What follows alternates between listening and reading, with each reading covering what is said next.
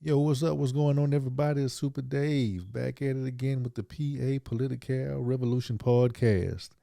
And I've been gone for a minute, man. I've been working. They try to keep me away from this podcast, but I steady keep coming back. And today we have another good show for you. Today we have our special guest, former council member, Mr. Harold Doucet.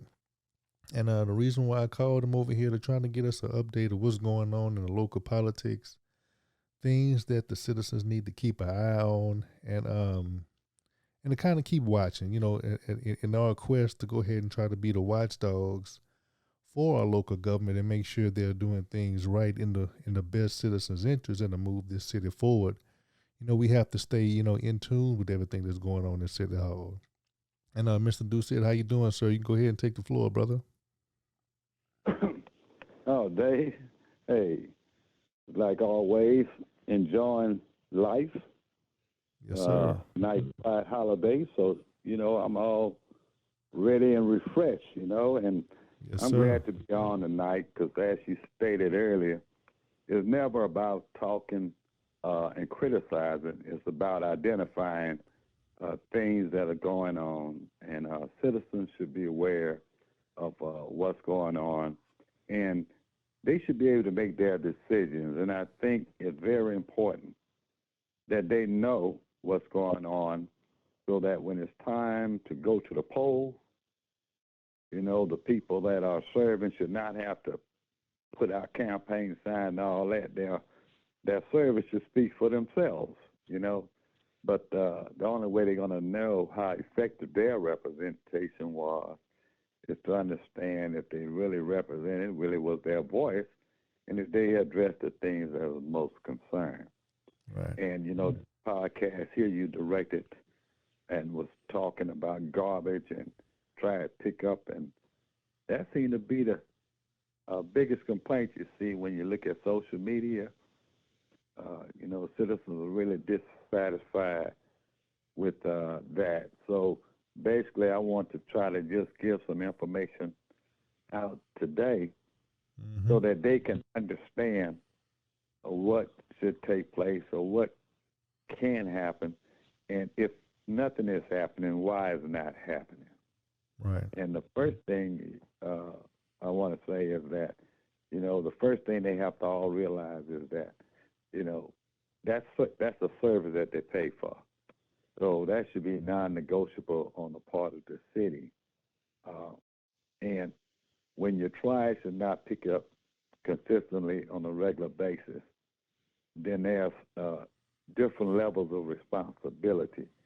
Being a former councilman, I want citizens to understand if your trash didn't get picked up on time this week, council member is not going to really know that unless it became an issue where a citizen called that particular council member and let them know that their trash was not picked up. Because the people who are in charge of doing that is the public works director and the city manager. So that staff and the city manager runs the city, not council members. Right. However, council members are the ones that have to be able to oversee the operation and the performance and issue directive to the city manager. The council is his boss, in other words. So when the trash and garbage is not picked up, it's nothing to get alarmed about. Things happen. I don't think it's a city that it didn't happen. But when this becomes a consistent problem, then citizens start complaining. Citizens start saying things. Well, once citizens start complaining, it's the manager and staff's responsibility to fix that problem immediately. And in most cases, council members talk to him and he probably tell them, this is why, but hey, we're going to get it fixed. Right. So, council members say, okay, city manager get it fixed. But there come a time now when there's so many times it's not done to the point we are now. Right. It's obvious then that the city manager and the staff is can't fix the problem, because if they could, it would have been fixed. Right. And council members, they have to be aware of this problem, because their trash didn't get picked up either. Yeah. So when the problem first start being consistent, that's when the council members decide, okay, we need to help the manager. You know, they say not help the manager to get this problem. So what they do is they put it up for discussion and possible action.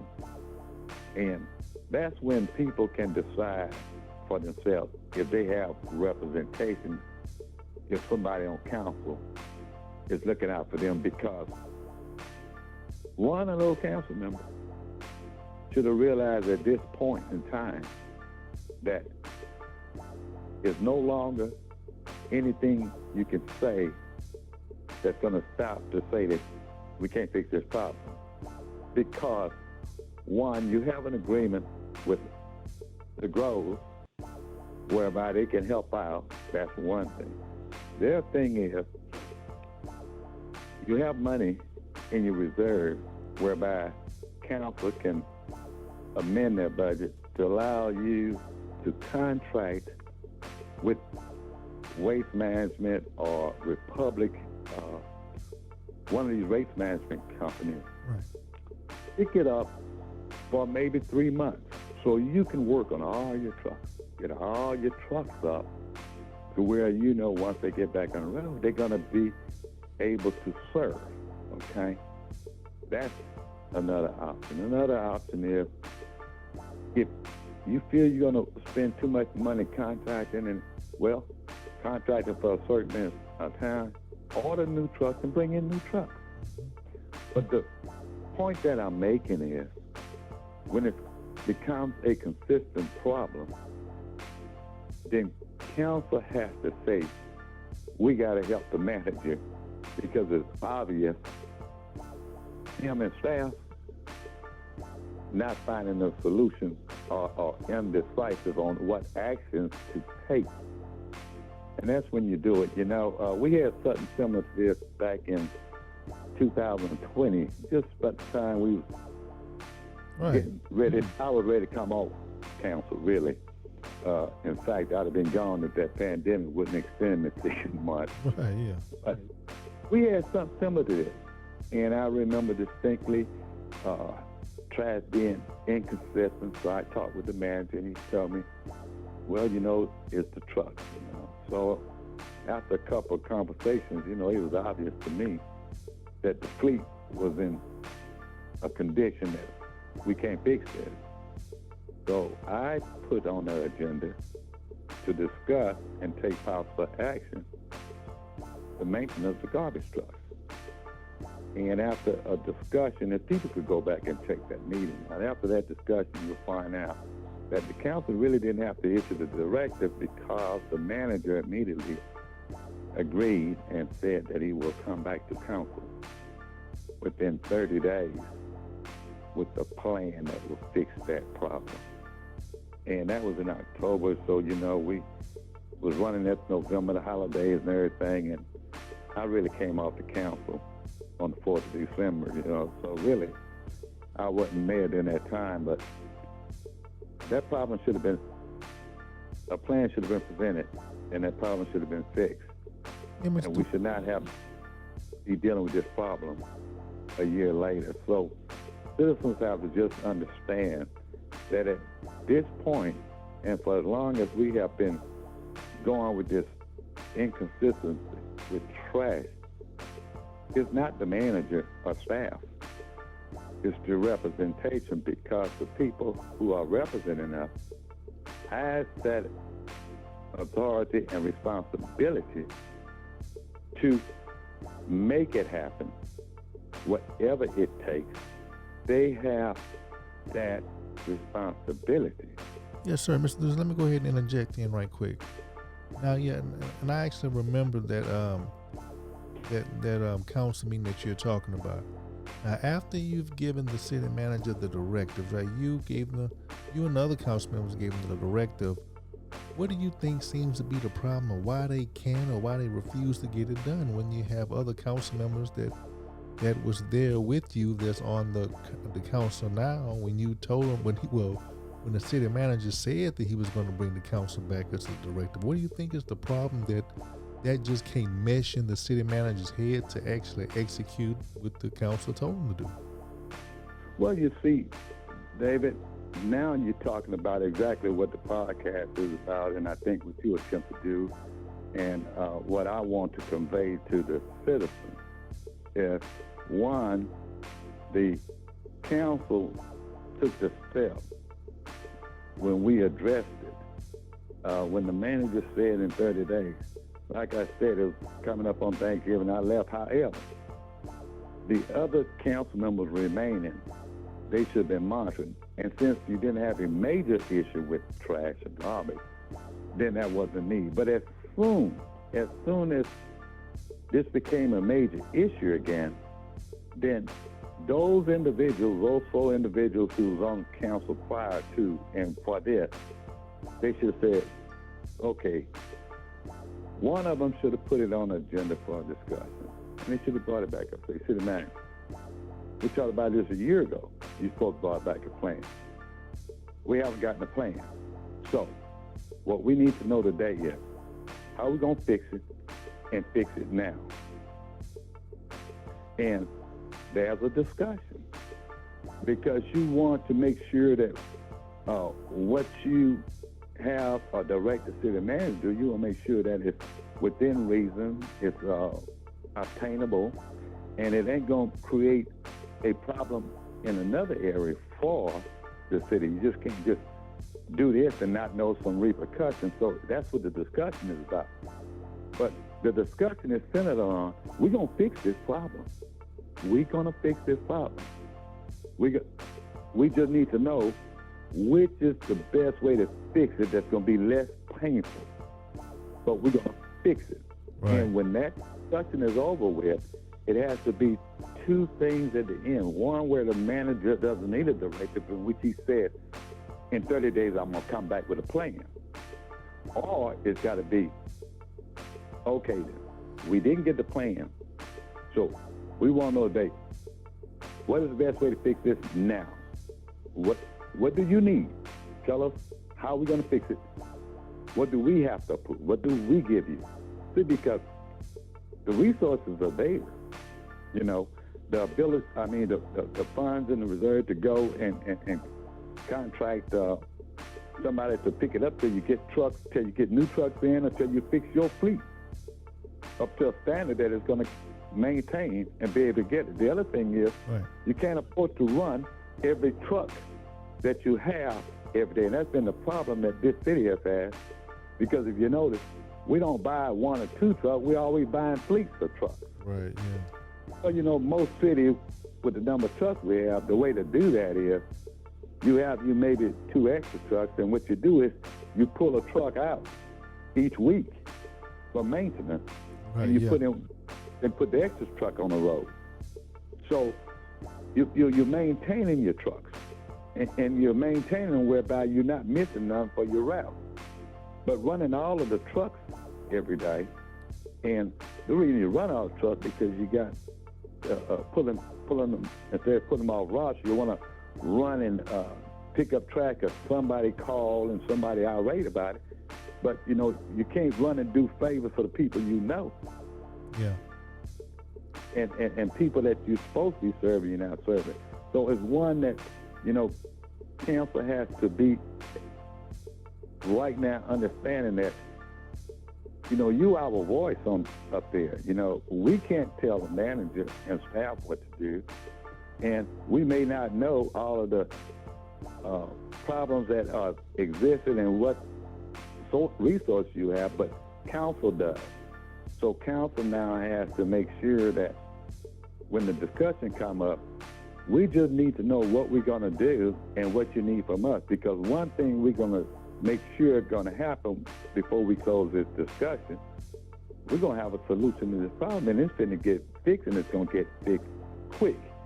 Right. Because the solution that you select has got to be the one that is most important. And the other thing about council is, when council makes decisions, they can't just make decisions and then they forget about them, or, don't follow through, because like you mentioned earlier with the 4 council members who were there when in October when they said we're going to bring back a plan 30 days later.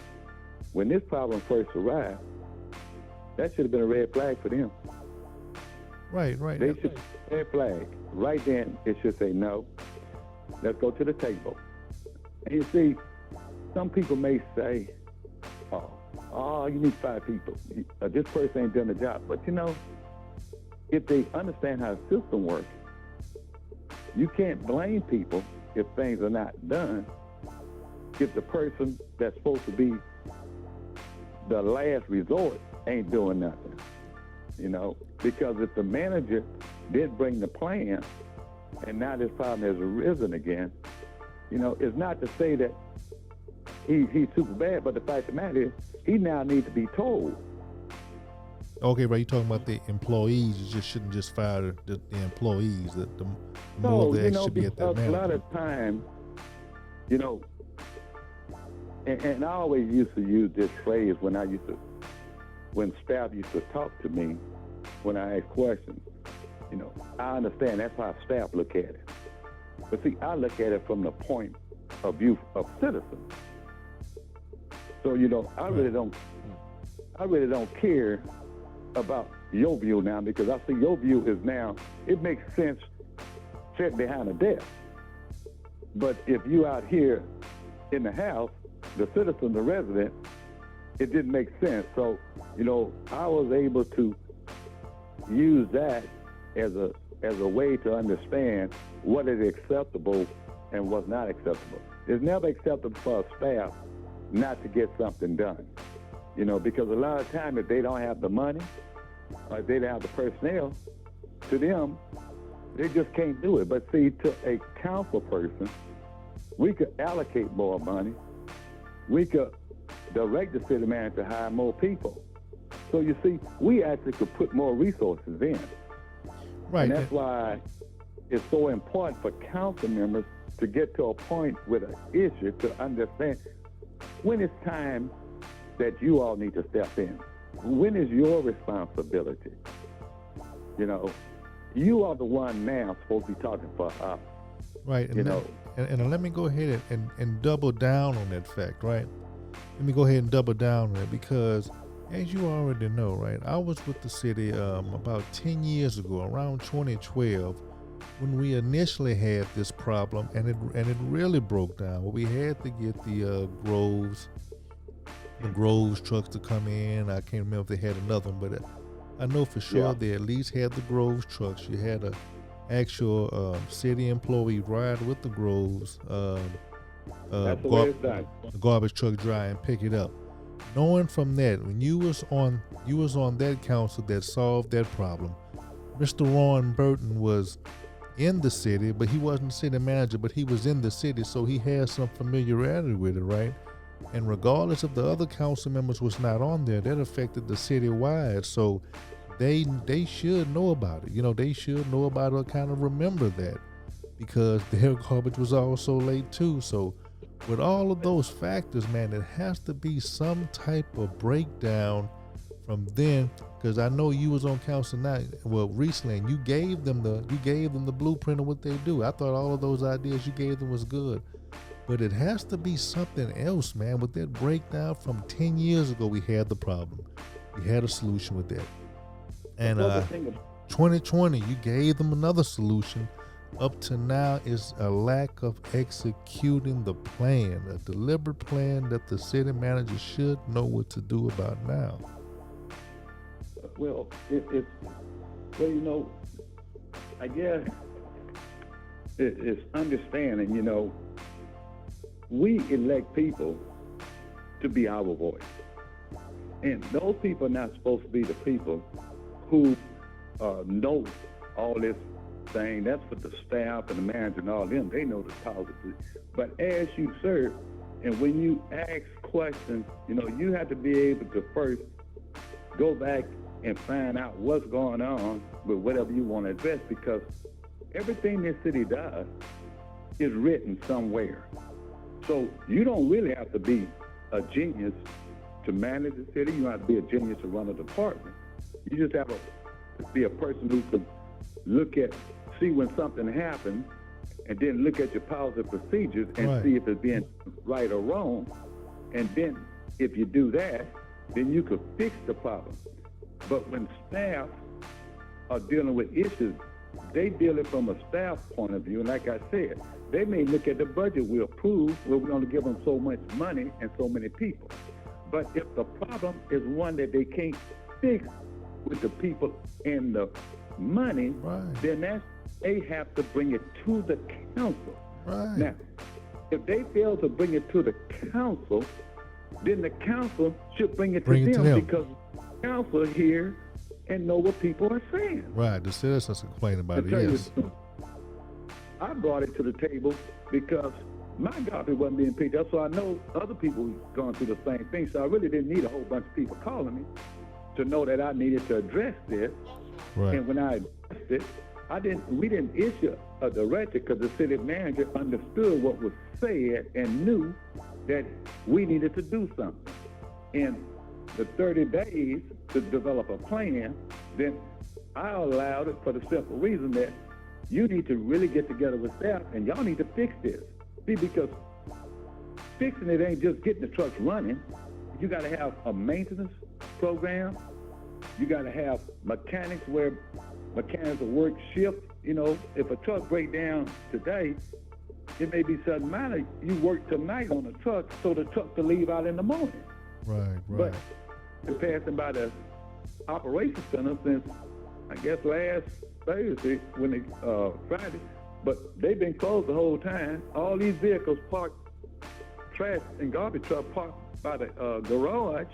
I guess they broke, but nobody's working. So you see, it's about understanding. Now, the council members should understand that when you say fix this, whatever it takes to fix it, you can fix it. And if you need something, come to us. But you can't say fix it and then you let it go and don't do nothing.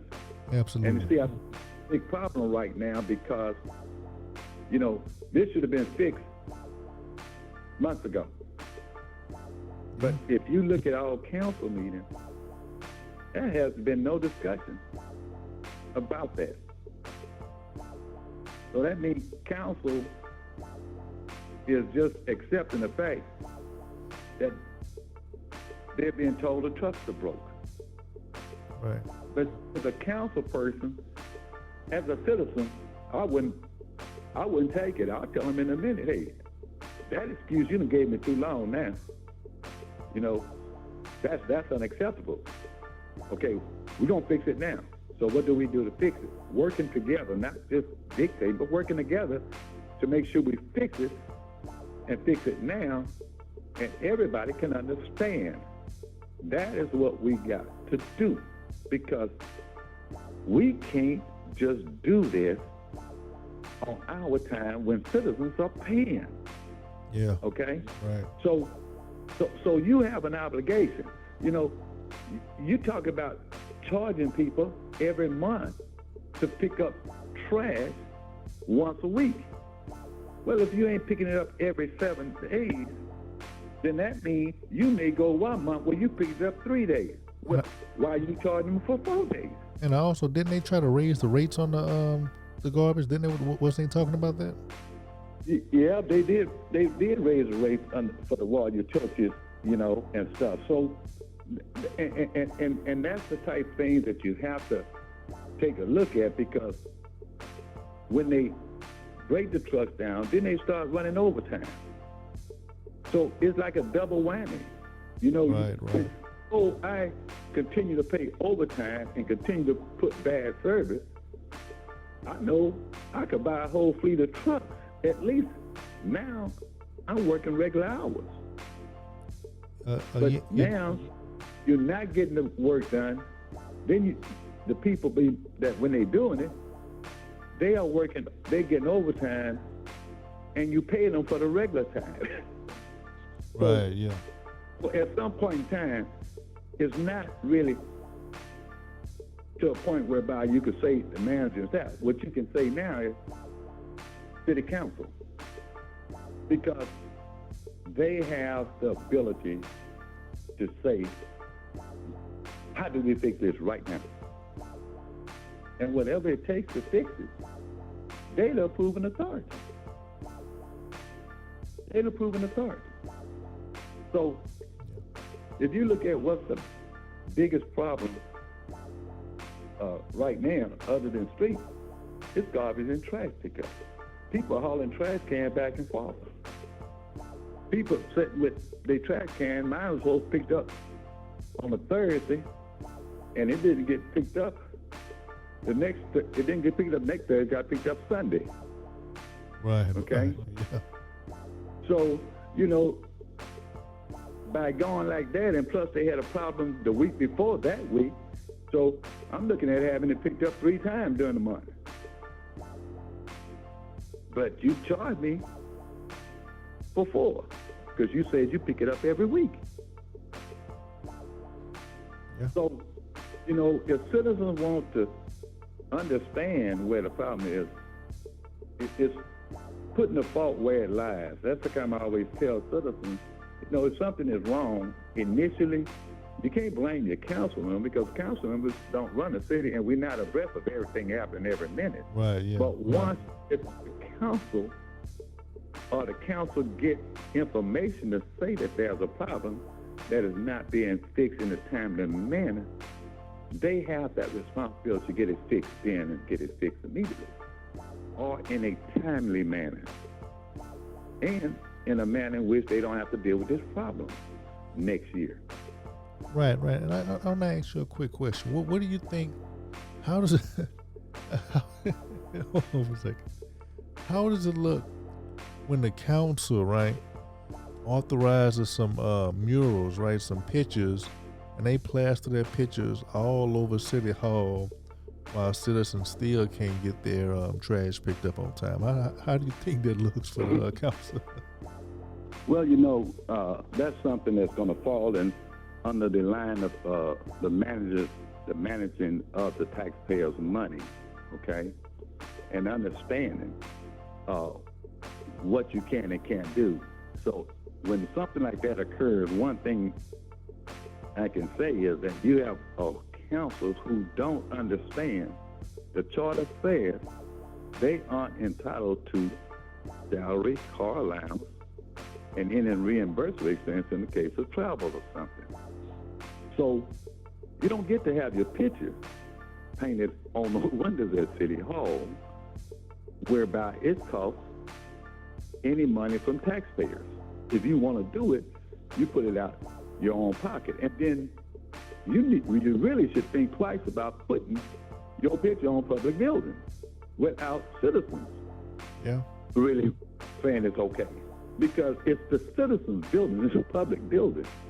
It's not city council building. Exactly.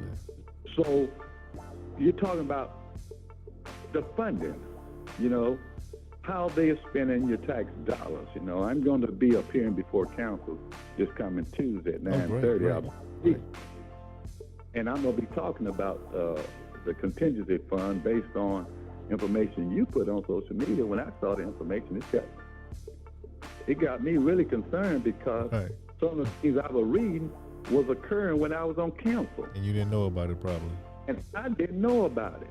Right. Because if I had known about it, it would have been stopped. Because it's not following the guidelines.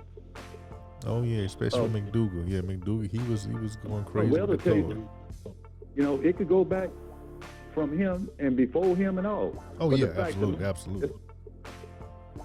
They got into doing as they choose as opposed to understanding what is written and how you account for the taxpayers' money. How you account for it. Because if you do that, you're correct. Because if you're managing your money, then you won't be spending so much money. Maybe you could buy more trucks without having to go into your reserves. Right. You see? So you're absolutely correct. Everything is centered around money because whatever you do is going to require money. Either buy equipment, contract somebody to take care of while you can't do it, or hire people. So you're talking about money. And you don't want to spend money because you only been allocated so much money, and you don't want to go ask for more money. But money you got, how are you using it? You know, and, you know, that's something that I want to bring out about that, because my question is going to be, where did this money come from? Because for 5 years on council, I don't know of any line item in that whole budget that would allow money to be spent to put council members' pictures on windows. Right. No line item. That's crazy. No line item.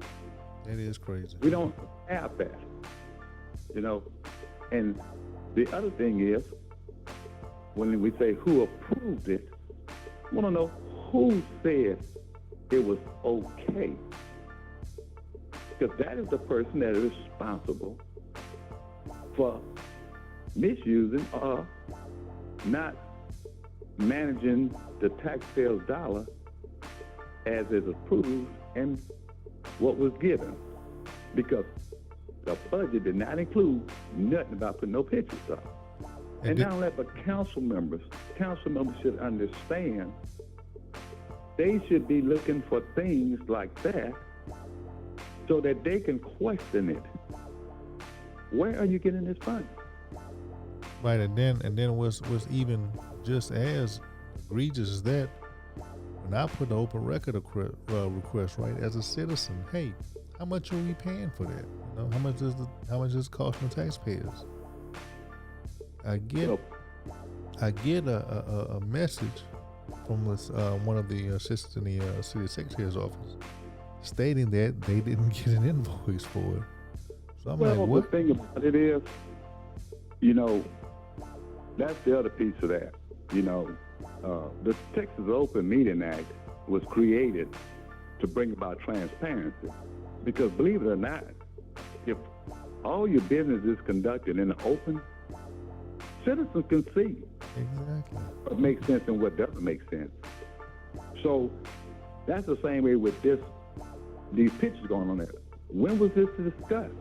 Right. Okay, if you did discuss it in an open meeting, you either discuss it in the closed meeting, which is against the Open Meeting Act, because you cannot discuss that item in a closed session. The other thing is, if you discuss it in an open session, it should have been on the agenda for discussion. Right. And you should have voted to do it.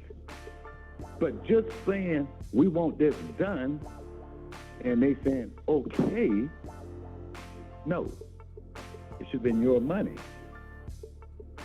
So that's something that I'm going to be addressing this coming Tuesday, because it's, you know, with all the time I served on council, if anybody needs to pay for that, it shouldn't be taxpayers.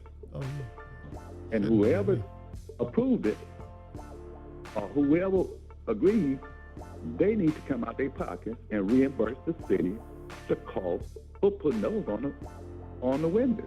Yeah, I agree. So, you know, it's all about understanding how government is supposed to be run. And right now, you know, we're not running it the way it's supposed to be ran, because council members are not trying to find out what the policy and procedures. They're only interested in how they feel and what they decide. And they think what we decide, we the council, we can do it. No. Council takes an oath. If you listen to the oath that is given, that you swear to uphold when you given an oath of office, it talks about following policy, procedure, ordinance, and state and federal laws. So you take an oath that says you're going to follow these ordinances and laws. Right. So once you take the oath, then you get to say, well, we have to worry about that. We're in charge. Yeah. And a lot of it because citizens don't understand what actually is right or legal and what's not. And that's why it's important sometimes that council be called and held accountable, just like they hold a manager accountable. Then it's up to citizens to hold council accountable. And in most cases, you know, there are council members who have served, former council members like myself, who have served and gotten off council. But they see these things and they don't say anything, you know. Yeah. I said because I feel as though that all the time I put in and some of the things we've done, we should be moving in the right direction right now. You know, when we go out and get a $50 million bond to fix streets, and for the last 20, 30 years, people have been telling you we don't have no money, but you got a council go out and get $30 million, and then you have council come in and you get two years behind in this program. Well, you know, it was up to them to ensure that that was continuously working because it's a priority. And this council spend more time trying to take control of the EDC than they do addressing our major priorities. Right, I was just thinking about that. If they took the same amount of time as they're doing screwing with the EDC, if they would, as fixing the trash, we'd be fine with the trash. Well, I tell you, if they held the city manager and staff as accountable as they trying to run the EDC, yeah, exactly. I think you know, we'll be a little farther, well, a lot farther ahead. Right. Because they will discuss EDC stuff and they putting it on the agenda, but they don't put it on the agenda about streets or garbage. Then you're telling me you're more interested in discussing something that is really not your responsibility to run, is your responsibility to oversee. Exactly. Oversee, not run. But it's your responsibility to ensure the city is being ran. Exactly. Because that's what we elect you to do. We elect you to take care of us in the city, you know. So it's all about citizens understanding what's happening and taking a look at what they've done, because when it comes time for re-election, everybody wants to say what they're going to do and what they're going to do. Well, my philosophy is everybody that's serving right now, you shouldn't even have to listen to. All you got to do is look at what they did for 3 years. And if they didn't do what you feel was in your best interest, then give the dog catcher a chance. You can't be no worse. Right. And it seemed like the city is run backwards, right? It's butt backwards. Because like you said, we're worrying about the EDC, right? And not getting trash done. We have council members being disrespectful to the citizens, right? You went up to council, talked to council about the Mayor Bartiz Vegas trip. They had the arrogance; they didn't want to answer that. The EDC also sent them a letter about, hey, we wanted this attorney. Can you give us a letter why? From my knowledge, I haven't heard them sending a letter to the EDC. I mean, it's crazy. They don't want to answer the citizen. When we ask them about, hey, we want to know what's the cost of these murals, they don't want to answer that. Go ahead. But see, that is what citizens have to be made aware of. These things that they would not know that's happening, so that they can judge all these things, you know. And when I go before council, and council does not respond, I know why they're not responding. Because if they respond, then I have the opportunity now to respond back. I'm bringing black and white, and I'm not going up there with how I feel or my opinion. I'm talking about how it's written. They don't know, so they can't respond, so I don't expect them to respond. But the fact that they don't react or do anything is the problem I have. If you don't know, I can live with it.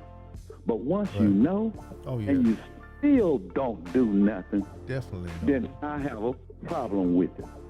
Now, I go before council because I've had the opportunity to serve on council 5 years. I've learned a lot of policies, procedures, ordinance, laws, state and federal. So I happen to have a lot of knowledge that I gained over the time, that I know when things are not right and I know basically who is responsible for it. And rather than complain about it, I'm going to go before them and I'm going to let them all know. And I want it to be a matter of record. I want it to be on the record that, this was brought to your attention, because if someone has to be held accountable down the road, they can't say, I don't know. It's on the record that a citizen brought this to y'all attention. And see, when all of them sit up there and they all listen and none of them says anything, if you didn't know it, you still got nothing to say. If you know it and don't have nothing to say, all it's saying is you're not being transparent to citizens. Yeah. You can't answer because you don't want citizens to know what the answer is. And, it's like the reverse now. As a councilman, when I ask questions, staff had to come up and give me an answer. And if the answer wasn't acceptable, I let them know. That's not the way it is, or that's not the way it's written. But in their cases, if they tell me what I'm saying is wrong, when I explain to them, no, it's written. I can tell you where to go to find it. What you saying is wrong. Like the last time I went, no one wanted to comment, but Councilwoman Moses just said she wanted to set the record straight. And she read this ordinance and said that nowhere in the ordinance did it say it had to be under consent agenda or non-consent agenda. It was said once I sat down, so I couldn't respond. But that type remark is what citizens need to understand. It's completely wrong, because no ordinance that is written by the city of Port Arthur tells you where to put it on the agenda. Exactly. But if you know what each item on that agenda is supposed to be, you ought to know where it goes and where it can't go. And they read a section for the consent agenda before they even vote and bring it to the floor. And it says it's routine in nature. So if you have to do something different for this travel than you do the routine travel, it's not routine. Right. So it doesn't go in consent. It should go in the form of a resolution, or you could put it in the discussion for possible action. Those two places on the agenda. So see, you got a council member who want to set a record straight. Right, don't know the record itself. But just indicated, I'm reading this, I don't see where it says. You ain't supposed to see it in the ordinance. You're talking about agenda items. You're supposed to know what goes on the agenda and where it goes. Right, because you can have 100 agenda items. It's not going to tell you every exact single thing for every scenario. No ordinance. So what we have is, council have to start doing the homework. If they don't do the homework, then they're going to continue to have the manager or the staff give them an answer, and they're going to continue doing what they say. Okay, y'all doing a great job. Well, how you know it's okay or it's a great job if you haven't done your work before you went there? Because if you're going to talk about anything or you see something on that agenda that you may want to question, you need to start doing your homework. So when you ask the question, they can explain to you anything you may not have read. But when they're giving you something that's contrary to what you read, now you have to get them straight. Instead of saying, okay. Right now is more like everyone seems to me with this council that we're going to agree on everything, all of it. We're not going to never disagree. Anytime somebody says something, we're all going to be along with it. And I'm not going to say nothing, that somebody else will say something about, And they're not serving their constituents because the district council members are elected to represent that district. So these people are counting you in that district to speak up for them. So if the trash is not being picked up in District 4, the people in District 4 expect the council member for District 4 to start talking about this on council and not accept the same excuses over and over and over, and also to ensure that he makes motions and get things to the floor and get voted on that to fix this problem. And it will be fixed. So citizens got to understand that, and that's what citizens need to do. You know, citizens need to start really understanding who is responsible and who is actually working for their best interest. And when they look at things like pictures on the windows, they should know right off the bat that is misuse of our tax money. Right. It's misuse, you know. So, you know, those are type things, because we starting into the election cycle now. We're going to be doing them every year now. So we got the mayor coming up in this May. Then the next May, you got 1, 2, 3, and 4. Then the following May, you're going to have 7 and 8. But the fact of the matter is, if the citizens want anything different, you got to look and see, is the person up there attacking these things? Are they fighting for these things? Do I hear them talking about these things? And if they're not, then they have to decide on if that person really represented them. And if they don't feel they did, then they should go with someone else. Like I said, no one knows when they vote for somebody if that person gonna be a good person. But if the person is serving and they're not fighting for you, then why re-elect that person? Absolutely. If the person is not managing your money, why re-elect them? Try somebody else. If they don't work out, you don't have a crystal ball. You don't know who will and who won't. Give them a chance. They don't work out, get somebody. Pretty soon you're going to get people in that's going to be doing the job. And when you get them, you keep them for a while. So you have council members who now going to ensure that your money is being spent the way it's supposed to be spent. They're going to understand that whenever your service is bad, they're going to fix it, and they want it fixed now. You know, take some action to fix so that citizens can say, yes, they're getting it. And they on top of it. And they stay on top of it. They don't just talk about it and then nothing happens. Or they don't start doing it and then they stop. You know, you can't get anywhere that way. You know, you have to keep moving, and you have to keep getting reports and stuff. You know, it's like someone was talking the other day. You know, we had 4 major projects we boasted and we got all excited about here. 4 drainage projects that were going to help us during the hurricane and the flooding. You know, it was a big deal, you know, and it turns out that the 4 projects that we approved to do, that, well, we don't have enough money to do all 4. We got half the money. But yet, no, we waiting to get more money to do the other 2, but we sitting on the money that we got for the first 2. So why haven't we done the first 2? That would be helping somebody in 2 of the areas. Right, and Mr. Doucet, now that's the like point. Citizens have to understand not happening. And that's the point I want to talk about. That's the point. You see, we see that this crazy backwards council is running a rod in the EDC, like something is wrong with the EDC. You have council members that has been on the EDC talking about they need to be more training. 3 out of the 7 have served on it. And they can't, and they refuse to get the drainage done, the streets done. That's crazy. This council has to be incompetent, in my opinion. One of the most incompetent councils, in my opinion. Well, look at this.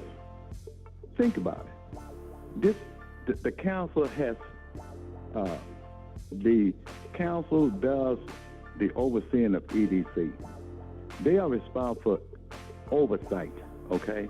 Not running it, oversight, to make sure that everything they do is by law and by their bylaws, okay? That's what the council is supposed to do with them, not run that, but just make sure that they do it right, oversight.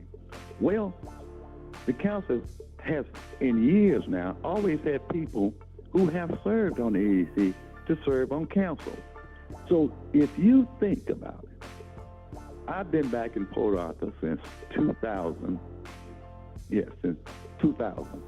And since 2000, every council has had people serving on it that had served on the EDC. So every time there was issues with the EDC, these council members would explain to the other council members how it runs and what takes place. So you never had a problem with the EDC. You've never heard council members in the last 20 years talk about changing the EDC from the type A to type B and put council members on it. You never heard council members trying to put all the responsibility to get money from the EDC to run the EDC. In 20 years, you have never seen that happen. And in 20 years, I've seen the EDC put money into the city, like parks and streets. Yeah. They have to get the citizens' approval. Right. But they ask citizens to allow them to give money to the city because the city was saying they didn't have money to do that. At one time, they were giving more money for streets than the city was putting in. So you have people that's trying to knock an organization that has never had a problem with money, had never had a problem with giving back to the city when they didn't have to. They could have sat back and just sent on the money in the reserves. But every time they have so much in the reserve, they come back and say, how can we help you all? Well, y'all could do that. Okay, then they go to the citizens. Hey, and everything that they went, the citizens said yes, because what did it deal with? It dealt with streets. It dealt with parks. Now, these are two areas for quality of life for citizens that the city is not doing, the EDC been doing. So now you want to all of a sudden say the EDC, and then, like the comment the mayor made, we're going in a different direction. You don't get to choose the direction they go in. Right. You oversee what they do, but you don't choose a direction. But see, that's the mentality that's created this chaos now and this problem.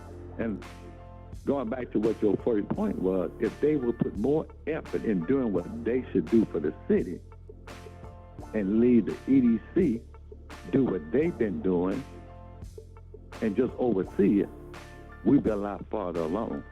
And let me both city and economic development corporation.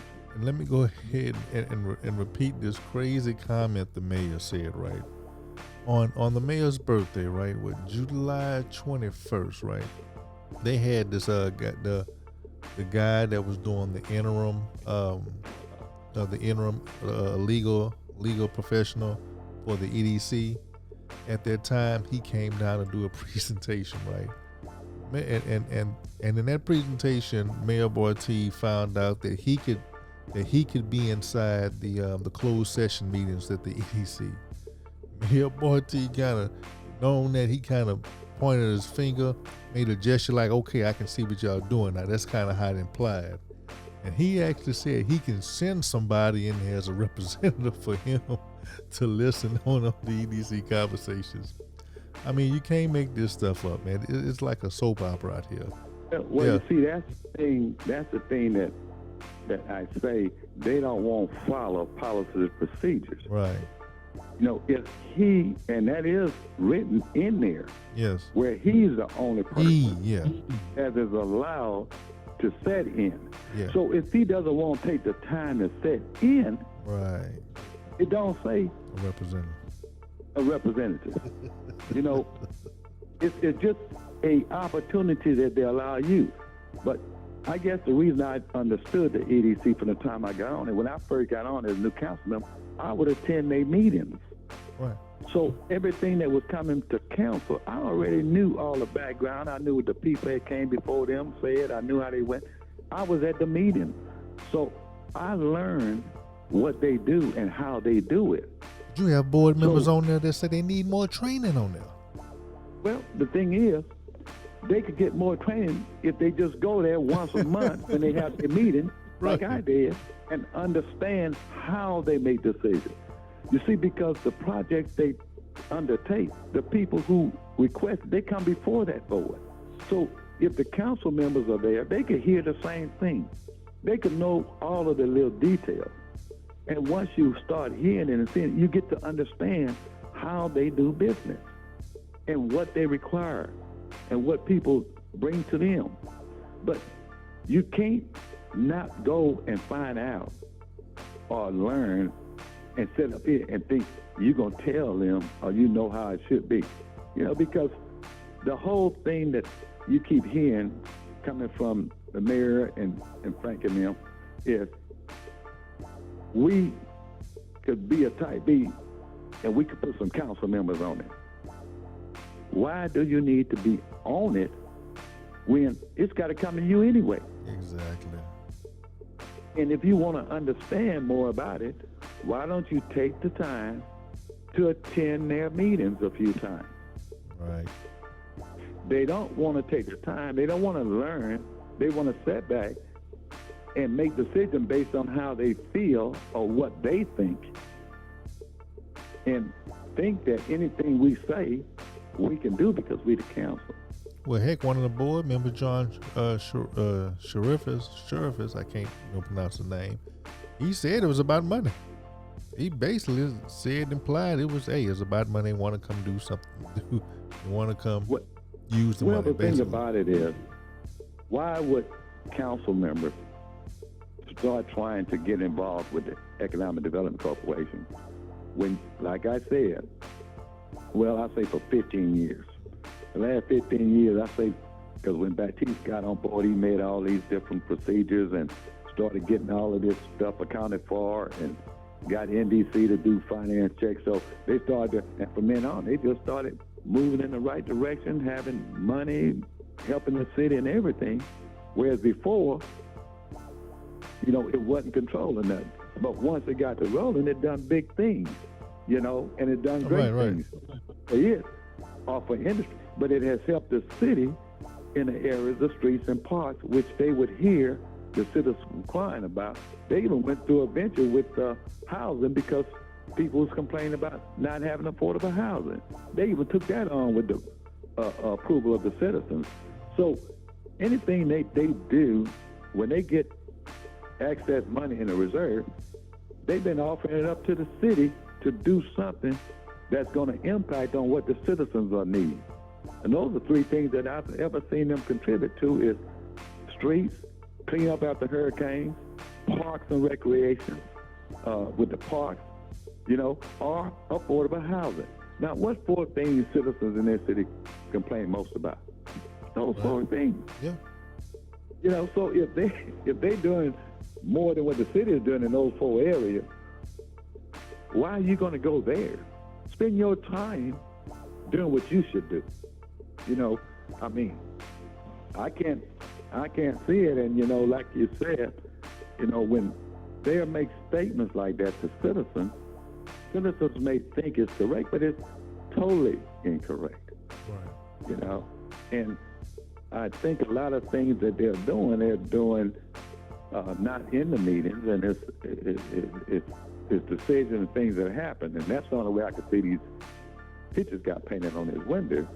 So those are the type of things that's got to stop, and they're gonna be stopped. You know, it just takes citizens like myself who want to let people know how it should be. I'm not going to tell you this person, that person. I'm going to tell you what should take place and how it should be, and I'm going to tell you what someone is doing. But it's up to you to determine whether that's acceptable for you or not. You know? And that's the problem we have with a lot of people. You know, they want to point the finger. I don't have time to point the finger. Let's talk about the problem. And then once we get the problem, let's talk about solutions. You know? And everything we talked about tonight, we identified picking up trash. in a timely manner. So that's the problem. Now we talk solutions. What? Contract somebody till you get your truck fixed, get a good maintenance plan when they get fixed so they can stay running, or buy new trucks, or hire more people. But those are solutions. But if you apply any of the solutions, the problem is the fix. Right. So, that's what citizens need to know. And if the problem is not fixed, they need to be able to know who to hold accountable. Like I said, if your trash don't get picked up this week, it ain't the council's responsibility. It ain't the manager, it's the director of that public works department's responsibility. He the one should have got that corrected. Right. Now, if it happens the next week, then it's now the manager level. And if it happened 3 times, it's now at the council level. And see, that's how you get to really know who's responsible. You see? Right. Yeah. That's how it works. You have to understand. Things gonna happen. But if it can't be fixed at the department level, then the manager should ensure that it doesn't happen again. But if it happens again, it's now time that the council step in and says, okay, manager, how we fix this? How do we fix it? Because we're going to have a solution before we stop this discussion. And the solution we get, the citizens going to hear it, and it should be one that now they can look and see if we're going to do what we say we're doing. That's the way it goes. And that's what I want citizens to get really acquainted with. How it works, who is accountable, and who we should be looking at as not helping us or not moving our city forward. And one other thing that I don't think not too many people have recognized, right? That recognized in this little play with the EDC. Now, hopefully, something that I'm kind of been doing my little research on, looking up. Hopefully, that attorney from San Antonio didn't violate any kind of ethics rules, right? Because I've been looking up some stuff, right? And it kind of comes. I seen something that said from what I'm looking at, he has to make truthfulness and statements to others, right? Now, when that attorney, San Antonio attorney, came down on the mayor's birthday, right, to give a presentation on the EDC. Now, he made some false statements between the Type A and the Type B EDC. He made some false statements on that, and hopefully, he didn't violate anything. Go ahead. What's going to happen with that is, eventually, those things will be looked into, and you're going to find out that, there's a lot of ethics violations and abuse of official capacities and stuff done, because like I said, when people get to where they think nobody knows what's right, and they get to doing things that are blatant, then those are not going to be explainable. You won't be able to get out of those. And some of the decisions are being made now, are being made blatant. You got too many people involved that could have said at any point in time, no, we can't do that. Right. Too many people. So, and once again, we talk about the murals on the window. The murals on the window. Everybody can't be that naive. So there's no way you can explain that. How can you use taxpayer dollars for this? You just completely, blatantly disregarding the Texas Uniform Budget Law and standard operating budget procedures standards set out by the state and the controller's office. You're spending money like it's your money. And when you get to the point where you think you can spend money like it's your money, then that is when you find out that you've crossed the line, and you're going to be held accountable. In a lot of cases, people can actually be fined, for stuff, like trying to talk about things in the closed session that you cannot talk about.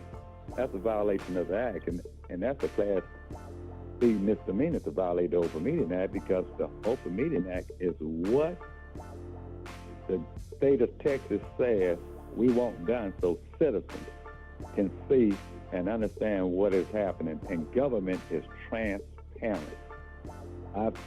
This council really failed to understand the importance of following that Open Meeting Act. I mean, to the point that, rescheduling of council meetings.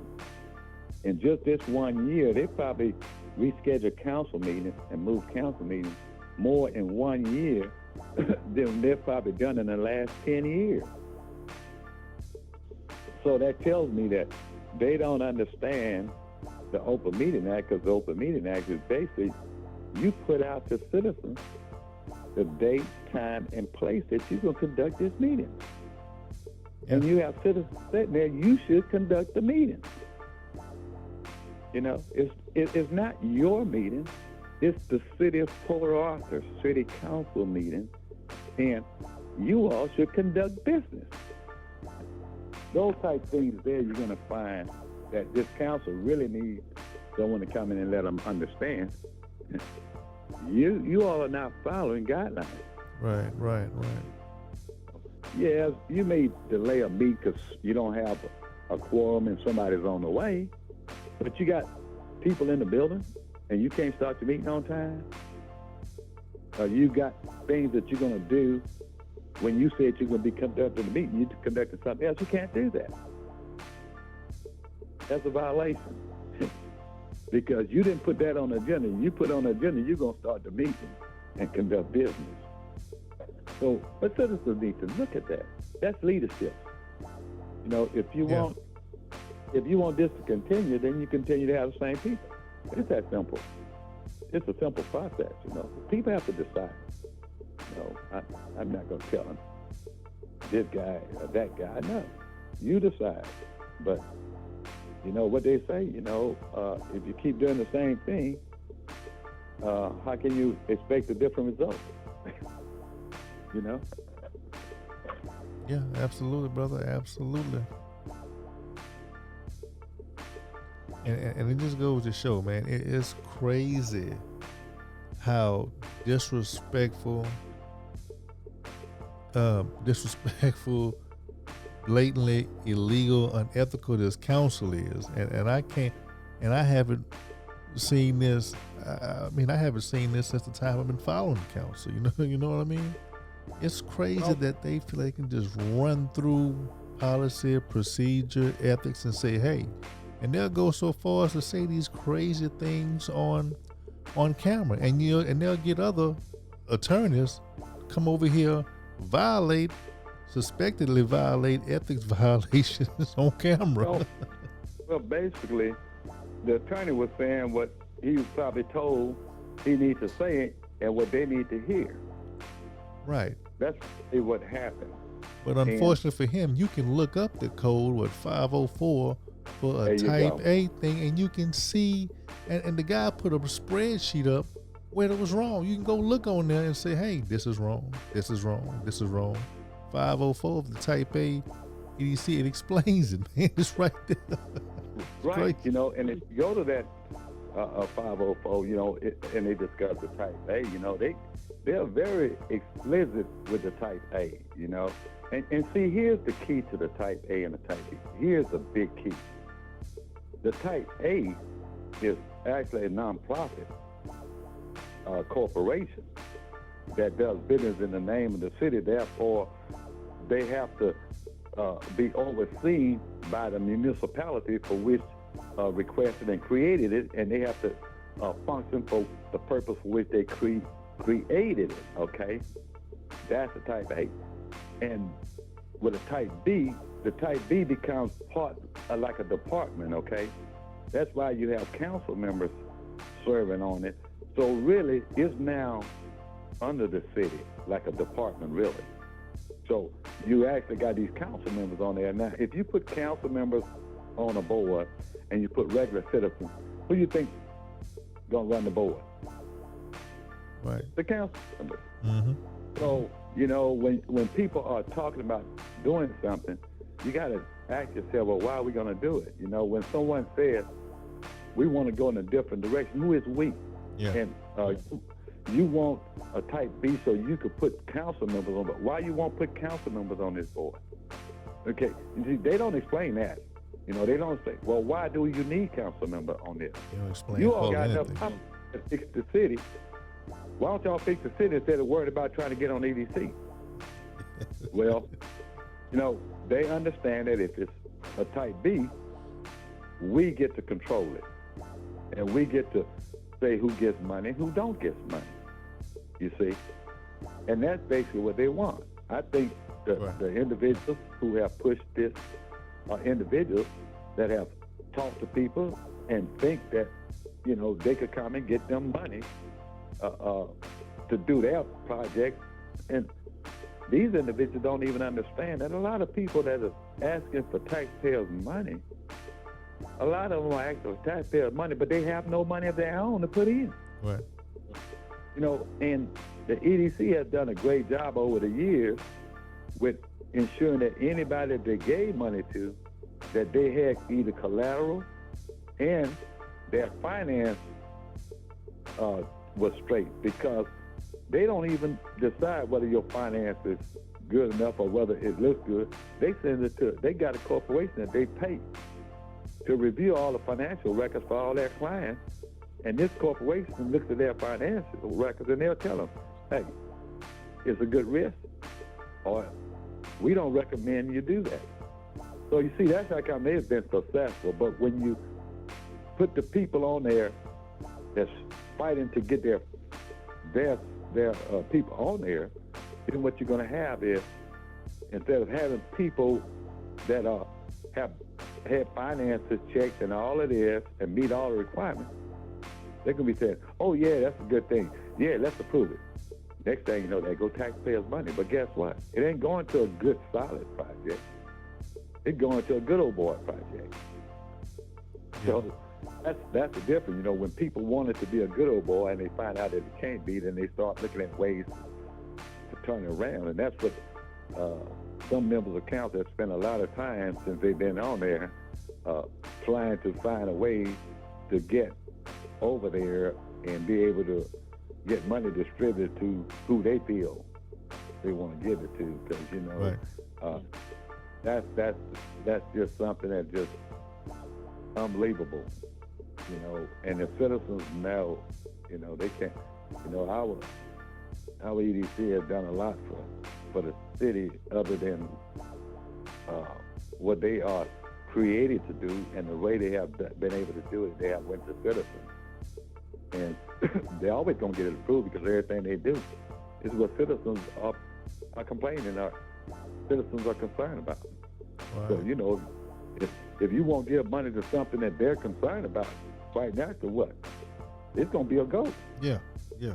So that's why all their propositions to allow the city to get money, that's why they always pass. Yeah. Because they're always helping the city. And so, you know, if they could bring businesses here, they can manage the money, and they can also help the city with type B projects, what more can you ask of a corporation? Right. And it's unfortunate with this council, right? Particularly with the under the mayor's dictatorship, right? It's sad that it looks like the mayor is going in the wrong direction that he's been going through his whole career, right? I've heard that he calls himself a two-time loser, right? One with losing the seat at his church, and also the JPC, right, just of the PC. And unfortunately, the unethical and disrespectful things he's doing at this council, it looks like he may strike out for a third time. Well, you know, like I said, I'm not personal, but I can tell you that the mayor's been on council for almost 3 years, and from the time he came on till today, he still haven't realized that uh, the mayor of a council mayor form of government, I mean, Yeah. manager council Yeah. form Council, yeah. he's only one vote, and he's our spokesperson. For some reason, he's always thought that he was like a strong mayor, where he gets to decide things and he gets to dictate things and get things done. In a strong mayor city, they don't have a manager. The mayor runs the city on a daily basis. The mayor do all the hiring and firing of the city. The mayor dictates what they're going to do and what they're not going to do.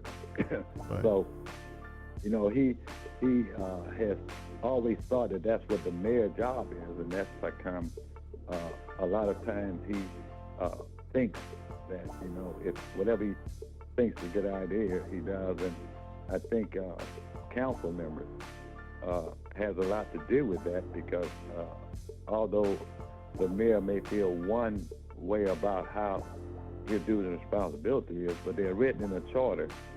And if council members understand those, and if they really understand how this government is run, they would understand that, it's up to them to hold everybody accountable. And, my famous saying to the council when I was on it is, I don't need people to come and hold us accountable. We're going to hold ourselves accountable. And stuff. When the mayor would say things or want to do things, it's not written. You say it. It's not that you're not supporting the mayor. You must always work together, but you don't go along to get along when something is wrong. Right. And like the trip to Vegas. I'm surprised that 4 members of council didn't say, no, we're not going to approve that. Oh, yeah, very surprising. I mean, yeah, I figured, at least 4 people would know that, no, this is not a good thing to do, So although he's the mayor and you support him and you want to work with him, you don't allow him to do what he chooses at the expense of taxpayers if you don't feel it is right and is in the best interest of the citizens in the city. It's not what in your best interest is. You're there to represent us. So, because if you put that vote to the citizens, I could tell you right now, that trip would have been killed probably 75% or more of the people. Oh, yeah, citizens don't like that. They got a real... Oh, yeah, they was really upset about that trip. Right. Oh, man, they were really upset. So if the citizens were, then, you should have had at least 4 council members. And I think that's the point that you're making. So I don't look at it as exactly the mayor dictatorship. It's more that the members of council are not speaking up for the constituents for which they represent. They rather go along and get along as opposed to do what's right and manage and protect our dollars, because if they did that, they would automatically vote against that. But, when some of them sitting up there and they plan on doing the same thing, there's a tendency, okay, I'll let you go, but when mine come up, I want you to let me go, Right. So I think that's when citizens, we got to be smarter to see who wants to do it.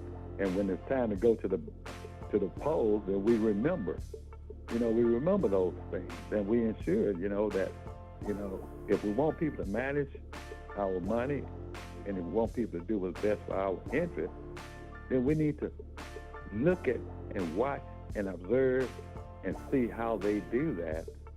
And it's not about liking them. Right, yeah, absolutely. Sometimes, I found out that, when you tell people the truth, a lot of people don't accept it. So, they take it personally. Yeah. And they don't like you. But, as a council person, and you're doing the right thing, and doing it for the best of it, for interest of everybody, you understand, nobody is special. Everyone is treated right. And whether I like somebody or not, I represent them. I have to fight for them if they're right. And if they're wrong, I need to look them in the eye and be able to tell them they're wrong. And that's why I say, some council members, they'll lie to people just so that people will think, oh yeah, they're gonna do something. Well, no. Right. If you learn, you ought to be able to tell them why things are like it is, and explain to them, and take it like it is. I mean, you're not gonna please everybody all the time, but you have to be honest with people. You have to be straightforward with people, and you have to be able to tell people the truth and take whatever comes. If they respect that, good. If they don't, then you have to say, okay, I did my best. So move on, but you can't sit up here and go along to get along. I mean, if you up here and you're not going to tell a fellow council member that is wrong, you ought to be on council. I mean, I've heard council member refer to Councilman Scott and myself as the BA word because, we were the one instrumental in stopping all of the eating on the taxpayers, all of the lunches and the evening meals, we were talked about. But, hey, if they're going to get mad at me because I want to do what's right and not take advantage of taxpayers, I can live with that better than I can live with just keeping my mouth closed. And that's what I'm not seeing, and that's what I expect from council members. I expect council members who know it ain't right to speak up. Right, absolutely. I can agree. Nobody does nothing. That tells me, oh, this will go along to get along, and that's why we have the issues we have. True. And I can kind of agree with that assessment you said about the mayor and the council is more of the council. I understand that the mayor picks and chooses when he wants to be a dictator, right? When it's the EDC director, he can be a Hitler. He can be a Hitler. If people would say what the black and white is, I'm telling you, he will not pursue it. Right. Yeah. He won't pursue it. I've served with the mayor. I served with the mayor for over a year, about a year and a half. So I know for a fact that you get away with anything you let him. Yeah, well, the trip's supposed to be, the black and white was supposed to be, there or somewhere to put in place for the trip, but hey, they just try to change the black and white or manipulate it for what they wanted. Well, that's something that we addressed when I was on council, when we had the big flap about one of the council members that was just going everywhere. Right, yeah. And I think that contributed to this council member losing the seat. But anyway, we went back and we looked at that. We formed a committee. We looked at it. We brought recommendations to the full council. The council started talking. And if you look at the discussion, you could tell some of the council members who really wanted to go a lot, they kind of had some questions. They had some comments, right? But we stuck to our guns on why we was doing this, and we wanted to make sure that anything we do in the way of travel was going to be transparent to our citizens. So one of the things we said, if you're not going to go to one TML, one NLC, and in the mayor case, we allowed for the mayor to go to one mayor conference, and then we could go to Golden Triangle. Those are 4 things.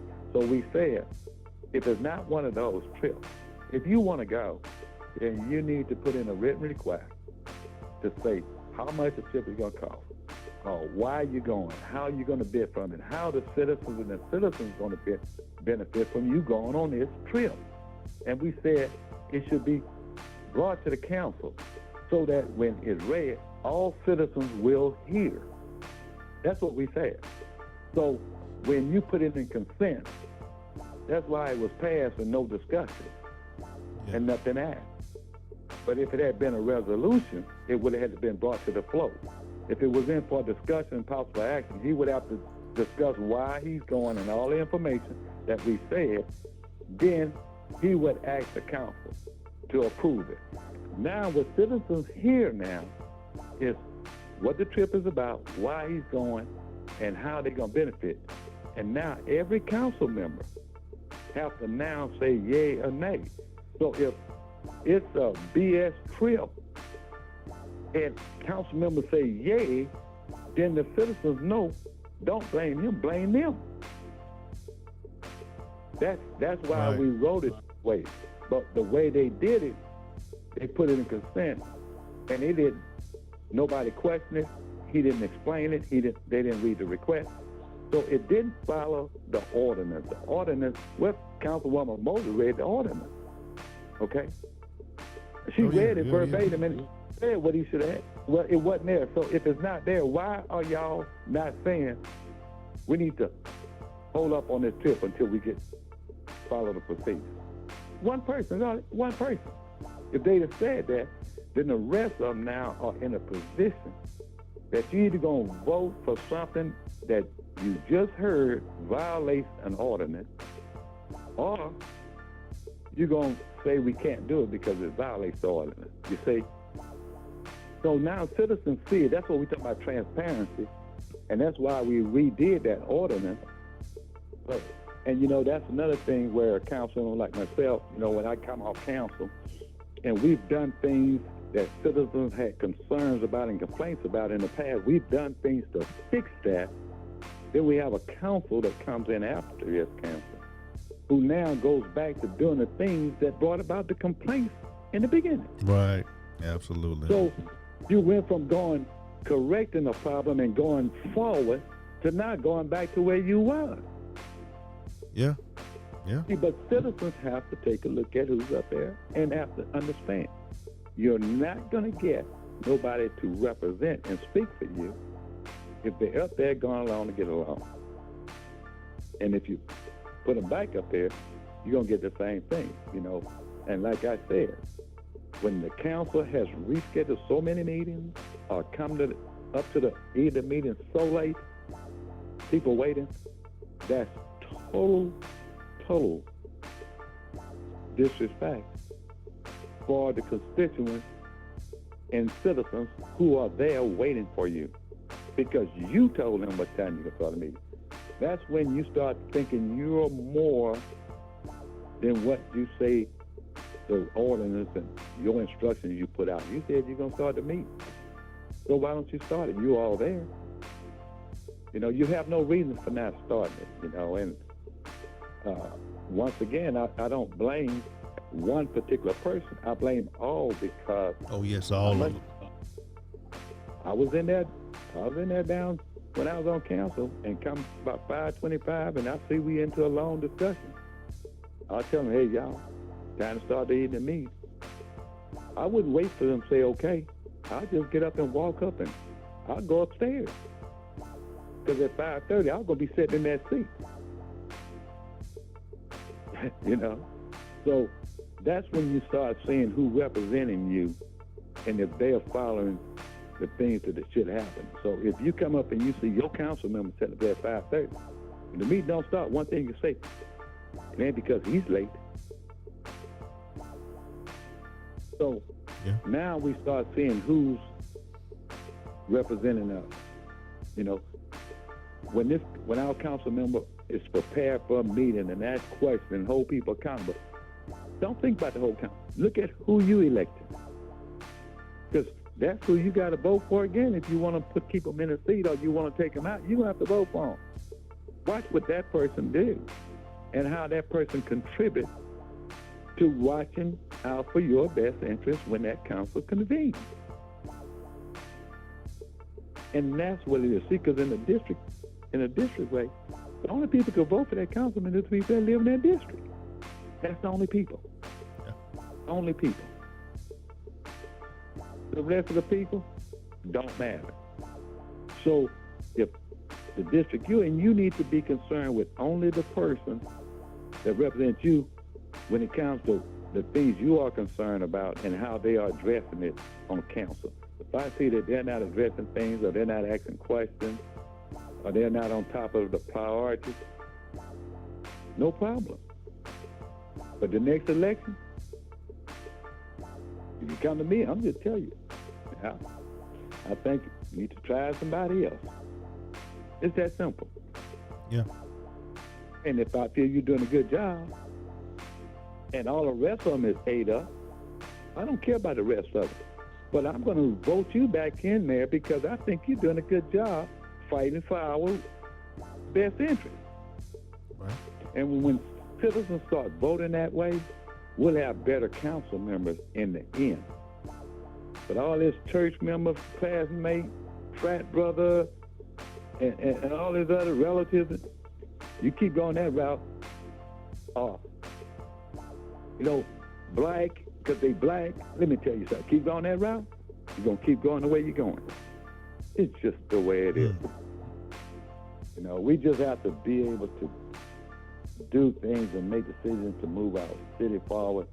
We need to realize when we've elected someone that they're not doing what we expect to them, then, they should be the ones, because, when it comes down to money, when you start doing things on council where taxpayers pay for it, I have a serious problem with it as a former councilman because I served for over 5 years and I didn't accept a salary or a car allowance. So I know that it doesn't cost that much for you to serve as a council person.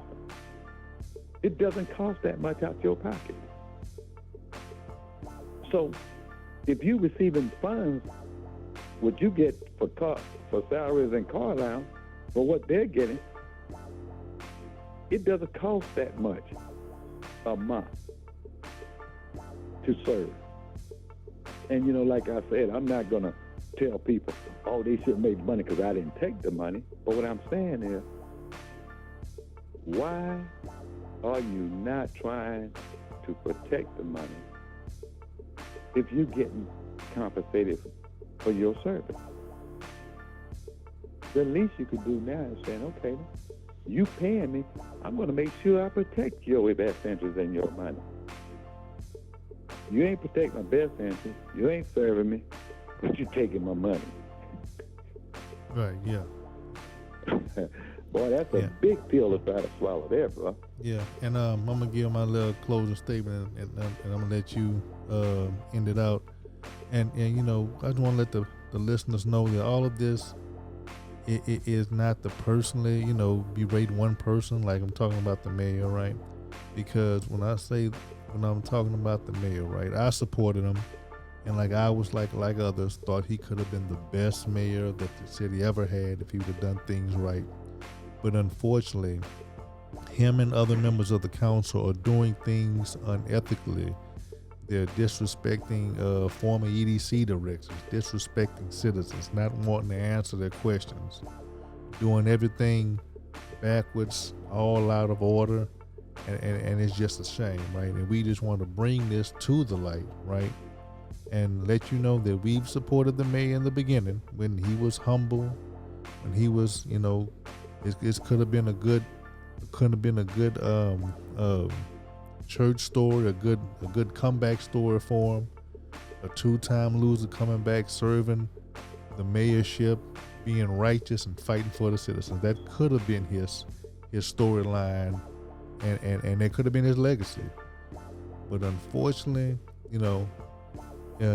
from the facts and our opinion, in my opinion, it's not looking like it's going to be that way. It's turning out to be bad, and it's turning out to going to be some more issues with it, and just we'll kind of wait to see what goes on with it. Go ahead, Mr. Doucet, if you have any closing statements.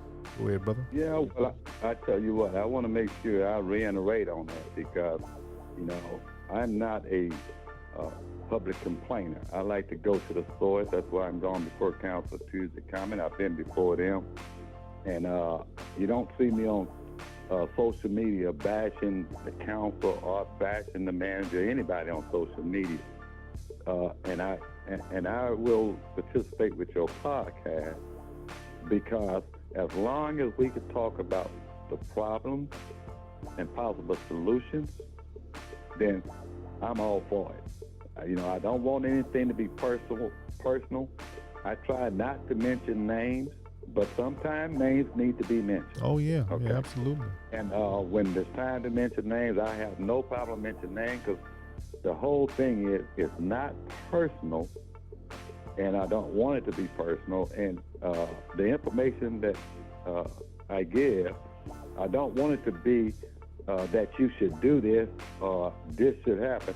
I'm giving information that I think people can use to come to decisions for themselves. And your podcast is basically addressing issues here in the city, and so, I am willing and I don't mind coming on and discuss issues like with garbage, and stuff. And I think I owe it to citizens as a former council member to comment on things like that based on what is written and letting them know what is actually written, let them know how it actually should be, who should be accountable, so that they have a better understanding and they don't have to listen to people who may complain about somebody just because they don't like them, because a person is doing something wrong doesn't mean that everything they've done is wrong. Right. But if they've done something wrong, then they need to know they've done wrong. Yeah. And if you keep up with how many wrongs they do, you come to find out maybe that's too many wrongs for you. You see, so when we do that, then that's going to make people more knowledgeable when it comes time to select whether they want this person to continue to represent them or whether they want someone else, give someone else a try to represent them.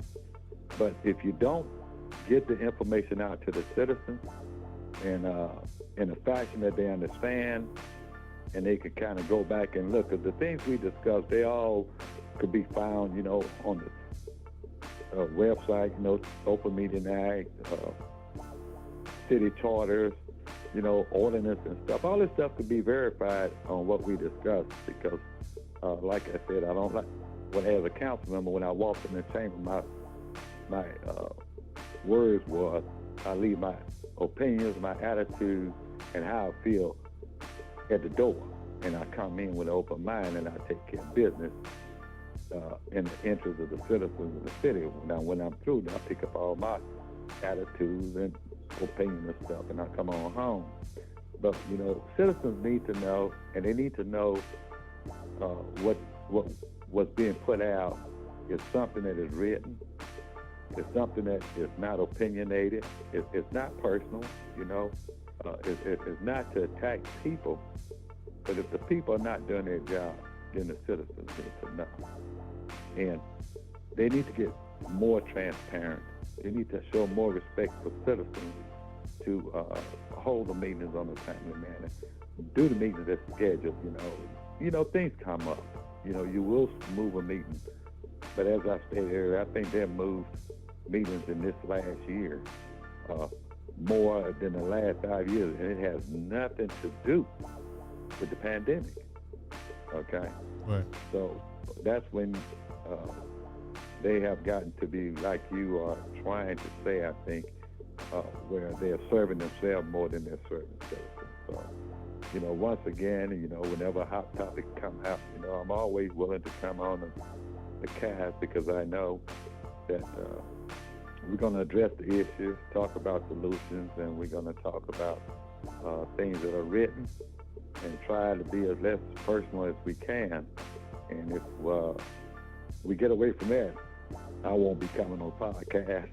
But you know me, I'm always willing to just state the facts and give people information. I appreciate you allowing me the opportunity to talk about the trash and also the money and the EDC. Mr. Jones? Oh, yes, sir. Yes, sir. I do appreciate you, coming on the podcast. And I must say, sometimes I do get ratchet on here. It's infotainment. It's information with some entertainment, so you can kind of digest it. And of course, like when I have you or other guests on there, it takes a different turn. A lot of times we get serious with guests like you or other people on there. Sometimes when I get my humorous aspects out of it, I do it on my own show or whatnot. So, you kind of get, a different gamut of it, right? Get some of the serious when we have distinguished people like yourself on there, or we have other candidates running. We'll get a little bit serious, but sometimes we have to go into the disrespectfulness of candidates because they get disrespectful with us. I just have to put it out there. Well, guess what? When you have people that lie about their medical conditions, I mean, they just, you can't really say too much about that. You know what I mean? They'll lie about pulmonary embolism. You know, there's no excuse for that. They'll just sit there and lie on camera. But you know, you have to, you know, I think that's the part that I respect with you. You know, you will go left and you will say things, but you will say, it's my opinion. Right. You know, when someone says it's my opinion, then everybody should respect that. I do, okay? But I don't like people saying things as a fact when it's only their opinion. So, you know, I think that's part that a lot of people can really decipher and understand where you be coming from, you know, because when you say, in my opinion, that, you know, we got to respect that, you know, but when you put out information, most of the time you got stuff that you really want to harp on. You go and you take the time, you spent money to retrieve those documents that you posted, you know, so actually you spending money to get information so that when you speak, you know, you don't have to opinionate it, and if you can want to complain about something, you're going to show people why you're complaining. Right. You know, because like I told you, had you not posted that information on social media, I would not be speaking at council next Tuesday. Right. Because that information opened my eyes, because when I saw some of the actions and some of the expenditures, there were a lot of them that occurred when I was a council member. And had I known that, somebody else would have been paying that money, because I stepped up and said, no, not taxpayers. Right. You know, somebody would have had to be held accountable. So I'm going before because I feel, you know, y'all may be in the same boat I was. Y'all don't understand what's taking place. Okay, well, guess what? Here's what's taking place. It's out there. And when I saw it, I had to come because I didn't know. So maybe you don't know. But by my comment, they ought to know once I leave. So if this continues, right, we know that we have a serious problem. You know, so it's things like that you do can really help citizens identify problem areas and what's going on, and to say that you have to pay for this document and stuff, you know, it's kind of like a double-barrel shotgun at you. You know, you want to do good, but in order to do good, you know, you got to pay your money just to get information to pass on to citizens, to let them know that our money is not being managed correctly. And I am, as a former council member, you know, never had any clue that contingency fund being used like that, you know. So that just tells me, and that's what I tell citizens a lot of times, do your homework and research before you blame council, you know, because if council doesn't know, you can't expect them to do anything about it, okay? And this was a prime example. I've always thought that the contingency fund was being dispersed properly, okay?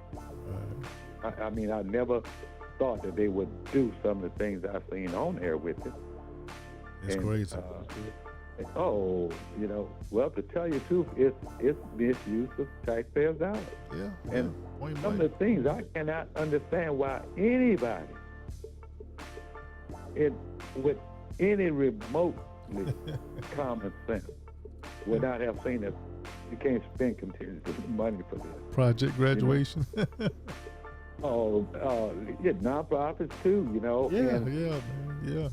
Voters, you know, and hotel rooms. Wait a minute, you know. And lunches. Every department got travel, and luncheon is a no-no. No city taking people out. No counselor. Nobody eats on the taxpayer. You don't eat on the taxpayer. That's a no-no. You want to have a business meet with some business people? They pay for their lunch and you pay for their lunch. Taxpayers don't pay because the business should be conducted at City Hall or at their office. Yeah. Not at the dinner table. You know? So, you know, those type things there. And like I said, you know, I appreciate you taking the time to spend your money and get information because, like I said, I was like really shocked at what I saw that you posted. The first thing that came to my mind is, man, some of this stuff was done when you was a council member. Right. You know, that's a double whammy for me, you know, because, you know, I'm saying, like, I can't believe that they would do something like this and not inform us. You know, I cannot believe it. You know, this is abuse of the taxpayers' money, and you're doing it in a fashion that you're not even being straight with us. So I'm going to go and let them know. You all better get a handle on this. Yeah, and this because is going. It's crazy. Yeah, and this is going on despite city managers, so it has to be some kind of outside influence. There's leading these city managers in a different arena, in a different way. They get led astray. You know, I got this thing too. You know, in instances like that, right? You know, we have in our city we have 4 people who are appointed people. Okay, that's a municipal judge, a city manager, a city secretary, and a city attorney. Those 4 people are appointed by council and hired by council. They work for council. They don't work for one of them. They work for council. Right. Council hires them. So when it comes down to people spending money illegally, we have an appointee that we pay to ensure that this stuff is legal, and that's the attorney. Right. And to see that this is all going on, and we have an attorney. Well, what the hell is the attorney for if you can't protect us? You have 3 of them now, I believe in. 3 attorneys now. You know? Yeah, but I'm talking about the city attorney. Yeah. We have 3 city attorneys, I believe. No, but you got one city. Right. That city attorney, we hire that city attorney to ensure that the things that come before us are legal. See, because we don't know. Yeah. So all this is going on, and we saying, yeah. If you're not telling us that you recommend we don't do it, you're not saving us. So what good are you to us? Right. That's got nothing to do with just because the manager put it on there. She still got to review it before it come to us. So if she allowed to come to us without telling us, I don't recommend approval, the problem is no longer the manager. Who the problem with? The attorney. Right. So you see, that's the thing that citizens and everybody should understand is what role do everybody play, because it's all a check and balance. Yeah. Departmental director put in request, the city manager got to first see it. Then he approves it, or he disapproves it. Then if he approves it, then it goes to the city attorney for her to review it for all the legal and the correct form and wording to come to us. And then we approve it. So all of these are checks and balance. So if it gets to us and it's illegal, and she didn't tell us it's illegal, the breakdown is with the city attorney. Mm-hmm. Because you can send anything you want, but if I got to check it for legal and illegal, so when the city attorney wants to go along and get along and not do their job, that's the problem. You see? So, yes, you know, a lot of times I don't get into personal things, but if people understand that process, right, a lot of times they could dictate. I mean, when they hear a situation, they can say, who was at fault? Who was at fault? If council approves something that is illegal and they've been told it's illegal, council is at fault.